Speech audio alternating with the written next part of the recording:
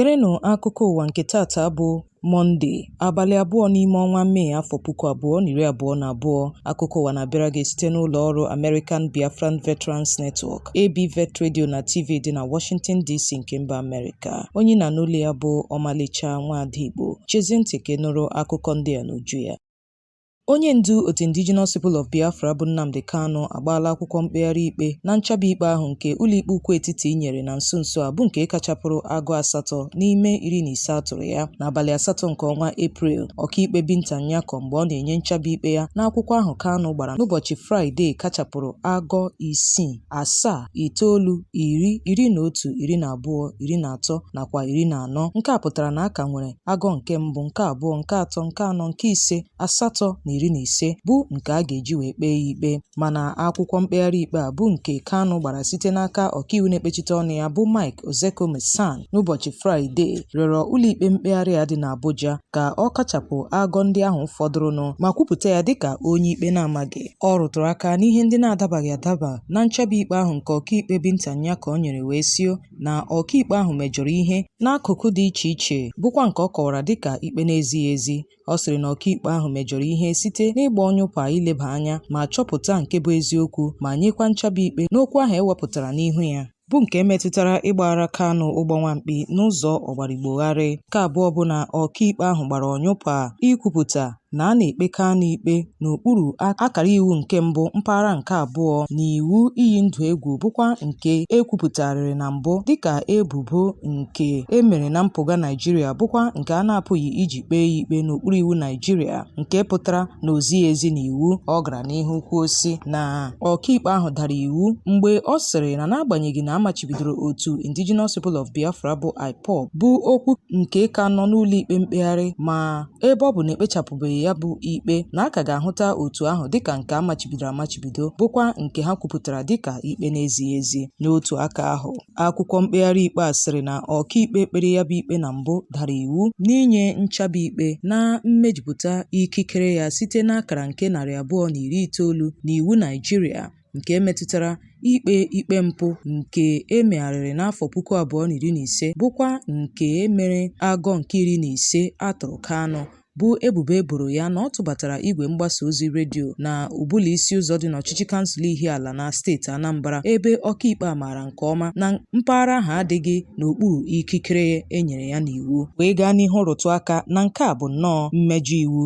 Akwụkwọ ahụ gakwara n'ihu kwuo sị na ọkaikpe ahụ mejọrọ ihe mgbe o kwupụtara na agụ ndị ahụ ọ hapụrụ nke mbụ, nke abụọ, nke atọ, nke anọ, nke ise, nke 8 nakwa nke 15 gosiri na e nwere ebubo dị n'ime ya. Ya mere na ụlọikpe ahụ ga-aga n'ihu ikpe ikpe na okwu ndị ahụ ebe ọ kọwara nke a dịka nke na-ezighị ezi. Kanu n'akwụkwọ ahụ ọ gbara gara n'ihu rịọ ụlọikpe mkpegharị ka ọ kachapụ agụ ndị ahụ fọdụrụnụ ma kwupụta ya dịka onye ikpe na-amaghị.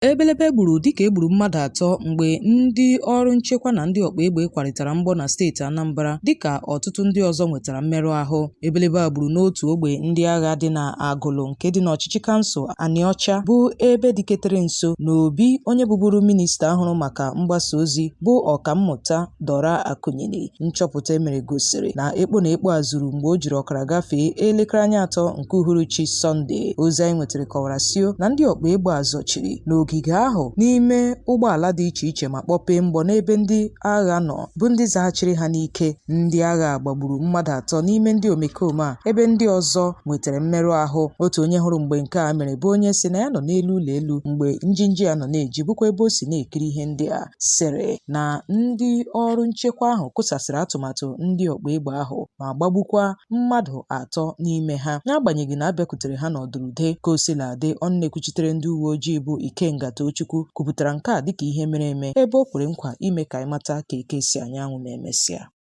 N'otu ihe yiri nke a, ụfọdụ ndị ọkpa egbe nọrọ n'ụbọchị Fraịde wakpo otu ụlọ ebe a na-aṅụ mmanya ama ama bụ nke a kpọkwasịrị Ụtọ Ndụ nke dị n'ime obodo Obiọfịa dị n'ọchịchị kansụl Nnewi South na steeti Anambra. Otu onye hụrụ mgbe nke a mere sịrị na ndị ọkpa egbe a wakporo ogbe ahụ n'elekere 8 nke ụtụtụ ma kpọpee mgbọ mgbe ndị bịara ịṅụ mmanya bụ ndị bịara ikpori mgbe nọ n'ebe ahụ. Ha gbagburu mmadụ 5 tinyere onye nwe ụlọ oriri na nkwari ahụ bụ Ụtọ Ndụ bụ nwa afọ obodo Amichi. Nke a bịara dịka ọ gasịrị otu ọnwa ndị ọkpa egbe a wakporo ọchịchị kansụl ime obodo dị na Ukpor ma gbakwa ụlọ ọrụ ọchịchị kansụl ahụ ọkụ, gbagbukwa otu onye nche n'ogige ahụ. Nke a abụghị nke mbụ na mbụ ndị ọkpa egbe a na-akpa arụ a, dịka ha gakwara n'ụlọ oriri na nkwari dịketere nso n'ụlọ akwụkwọ Federal Polytechnic dị na Oko nke dị n'ọchịchị kansụl Orumba South na steeti Anambra, bụkwa ebe ha nọrọ wakpo ụlọ oriri Sophia Fast Food ma napụkwa ndị bịara oriri n'ebe ahụ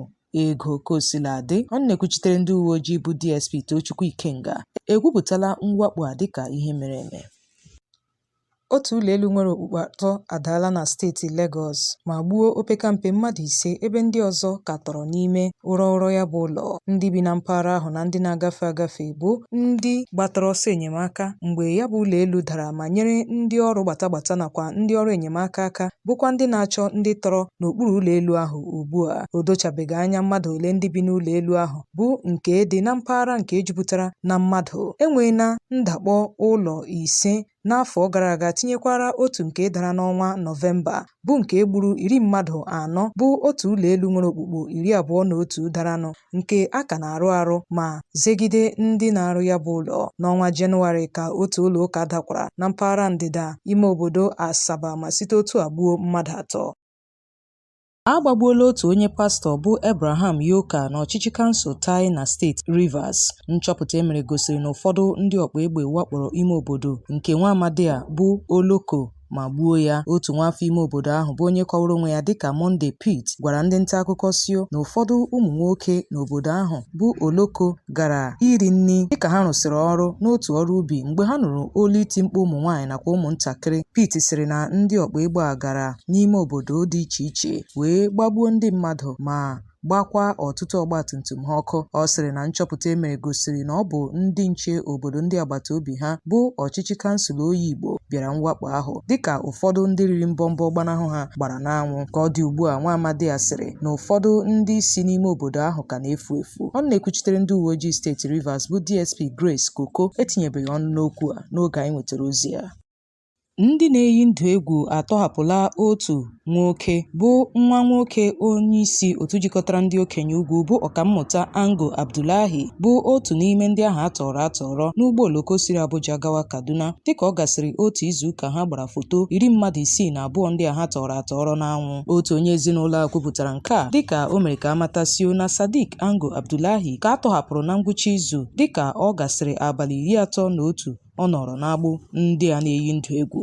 Ọ sịrị na a kwụrụ ego mgbapụta n'isi ya tupu akpọpụta ya, mana ọ kpọghị aha ego ole ha kwụrụ. Ọ gbakwunyere ma sio na Sadiq Ango Abdullahi bụ naanị nwa nwoke si n'afọ nne ya, bụ onye nọ n'ụlọ ọgwụ ugbu a na-anara ọgwụgwọ kemgbe a tọhapụrụ ya. Onye a si n'ezinụlọ Abdullahi mere ka anyị matasio na ndị a na-eyi ndụ egwu amaghị na Sadiq bụ nwa onye ndu otu jikọtara ndị okenye ugwu, mana ndị oyi Sadiq bịara kọta ya n'oge ahụ ha gbara foto ahụ n'anwụ. Ọ sịrị na ezinụlọ Abdullahi nakwa ndị a na-eyi ndụ egwu nọrọ si na-enwe mkparịta ụka maka ịtọhapụ ya, ebe ha mesịrị bịa tọhapụ ya dịka ha chere na ọ ga-abụ na ha amatala na ya bụ Sadiq bụ nwa Ango Abdullahi. Cheta na ndị a na-eyi ndụ egwu nọkwara na mbụ tọhapụ onye isi ụlọ akụ ọrụ ubi bụ Awan Ali Hassan. Nke a ga-eme ka ọnụọgụgụ ndị fọdụrụ n'agbụ ha bụrụ 10 mmadụ 61. Igbo ndị nwe mmadụ, chete nke ọma na akụkọ a na-abịara gị site n'ụlọ ọrụ American Biafran Veterans Network ABVet Radio na TV dị na Washington DC nke mba Amerịka. Igbo onye rụrụ ọrụ n'otu ndị agha ka ị na ugbu a na-arụ ọrụ dịka onye agha na mba Amerịka nakwa na mba ndị ọzọ gbaa gburugburu. ABVet na-akpọ gị ka ị bịa sonyere otu ahụ. Naanị nyopuo ha n'akara nwaodide www.abvet.org maọbụ na WhatsApp 202-250-0001. Onye na n'olu ya ka bụkwa Omalicha Nwada Igbo. Cheze ntị ka nụrụ akụkọ ndị fọdụrụnụ. Onye ọka edemede bụ onye nwetara ihe nrite Nobel laureate bụ Wole Soyinka agaala lete onye na-achọ nnwere onwe ndị Yoruba bụ Sunday Adeyemo, bụ onye a maara dịka Sunday Igboho. N'otu aka ahụ, onye ndu otu na-achọ nnwere onwe ndị Yoruba bụ Elana Omo Odua bụ Banji Akintoye sokwara wee mee njem ahụ. Onye nta akụkọ anyị mere ka anyị matasio na ha nwere nzukọ ụnyaahụ bụ Sunday na mba Benin Republic, bụ ebe a nara Igboho n'ebe nke agbakwunyere ọnọdụ bụ nke sịrị na ọ gaghị ahapụ obodo Benin tutu ruo mgbe mgbe ekpechara ya ikpe ebe a nara ya n'ebe na nlegide anya nyere ọnọdụ ahụike ya. Amatabeghị okwu ndị gbara ọkpụrụkpụ ha lebara anya na nzukọ ahụ, mana echere na nke a ga-abụ maka ntọhapụ ya n'ozuzu oke nakwa ịkpọlata ya n'obodo Naijiria. Otu jikọtara ndị odee na-achụso ugwu ruru mmadụ bụ Huriwa n'aha mkpirisi bekee akpọkuola onyeisiala Muhammadu Buhari nakwa ndị ọchịchị ya ka ha tọhapụ onye ndu otu Indigenous People of Biafra bụ Maazị Nnamdi Kanu ma kwụsịkwa mbibi ndụ na ngwongwo na mpaghara South East. Huriwa n'otu ozi nke onyeisi ha bụ Comrade Emmanuel Onwubiko zipụrụ n'ụbọchị Sọnde sịrị na ntọrọ atọrọ Kanu na mkpọchibido ya kemgbe ọnwa Juun afọ 2021 bụ nke na-ezighị ezi n'iwu bụrụkwa nke emegidere ụkpụrụ omenala mmejupụta ugwu ruru mmadụ na mba ụwa. Huriwa kwupụtara nchaba ikpe ahụ ọkaikpe Binta Nyako nyere dịka nke emegidere iwu mba ụwa nke metụtara ugwu ruru mmadụ. Otu a sịrị na ebe ọ bụ na Kenya agọnarịla ịganye aka na nwụchi Nnamdi Kanu bụkwa onye nọrọ n'obodo ha n'oge atọrọ ya, na ntọrọ atọrọ ya bụ nke na-ezighị ezi n'iwu n'ihi na ọ bụrụ ma onye ọkaikpe ahụ ahụta ihe ọjọọ wee kpọọ ya ezi ihe, na ọ bụkwa oke na ọrụ dịịrị ụmụafọ obodo ndị maara ihe ibili wee ma aka megide nchaba ikpe ahụ na-ezighị ezi. Onwubiko sịrị na n'agbanyeghị na ogo ọnọdụ enweghị nchekwa ka na-arị elu na mpaghara South East, na onyeisiala Muhammadu Buhari nọrịsị na-egosi agwa ọgbasaghị na enweghị mmetụta nye ụkpụrụ iwu bụkwa nke ga-eme ka ọnọdụ ahụ dịkwuo njọ. Ọ gara n'ihu wee na-arụtụ aka sị na gịnị bụzi ọnọdụ mkparịta ụka ahụ nke dịrị n'etiti ụfọdụ ndị okenye Igbo nakwa onye isi ala Buhari bụ nke onye bụburu minista ahụrụ maka njem ụgbọelu bụ Chief Mbazilike Amaechi bụ onye duru ndị okenye Igbo wee gaa kpọtụrụ ya n'Abuja ma rịọ Buhari ka ọ na-aka anụ n'ebe. Otu a sịrị na Buhari nwere nsọpụrụ naanị nyere ndị okenye ugwu ma o nweghịkwa nsọpụrụ n'ebe ndị okenye Igbo nọ, bụkwa ndị o mere oro mkpuchi anya wee nye ha olileanya na a ga-atọhapụ Nnamdi Kanu na-egbughị oge, mana n'ihi na ha abụghị ndị Fulani na o nweghị nsọpụrụ n'ebe ha nọ.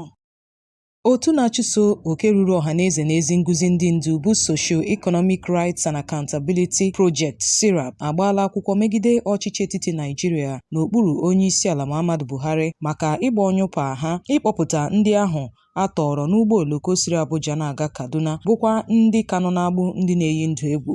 Ndị atọrọ anọọla n'izuụka 4 n'aka ndị atọrọ ha, n'agbanyeghị arịrịọ nke ndị agbata obi ndị atọrọ rịọrọ ọchịchị etiti ka atọhapụ ha. N'akwụkwọ a nke SERAP gbara n'ụlọikpe ECOWAS dị n'Abuja n'izuụka gara aga na-achọ ka ekwupụta ịgba ọnyụpa nke ọchịchị etiti Naijiria ịkpọpụta ndị atọrọ n'agbụ ndị na-eyi ndụ egwu dịka ịkụ afọ n'ala nke gọọmenti ichekwa ndụ nke ụmụafọ ya ma bụrụkwa mmetọ ugwu ruru mmadụ. Ọ bụ ọkaiwu na-ekpechite ọnụ otu SERAP bụ Opeyemi Omolabi nakwa Kolawale Oluwadare gbara akwụkwọ a. SERAP na-achọ ka enye iwu nke ga-amanye ọchịchị Buhari ịchọta ndị atọrọ ndị na-efu efu n'ụgbọ oloko ahụ nakwa ndị ezinụlọ ha ma kwụọ ha $50 dịka ego iti aka n'obi. SERAP sịrị na ọchịchị Buhari bụ ndị iwu jigidere ichekwa ndụ nke ụmụafọ ya pụọ n'ihe iyi ndụ egwu. Igbo ndị nwe mmadụ a sị na ọkazi anaghị eju akpa ekechie ya ọnụ, ya mere n'ebe a ka anyị ga-achịkọta ya bụ akụkọ ụwa nke taa. Cheta nke ọma na ọ bịara gị site n'ụlọ ọrụ American Biafran Veterans Network ABVet Radio na TV dị na Washington DC nke mba Amerịka. Onye nụrụ olu ya bụ Omalicha Nwada Igbo. Ụbọchị nta ka ịchọ n'Owere nchi ka emesịanụ.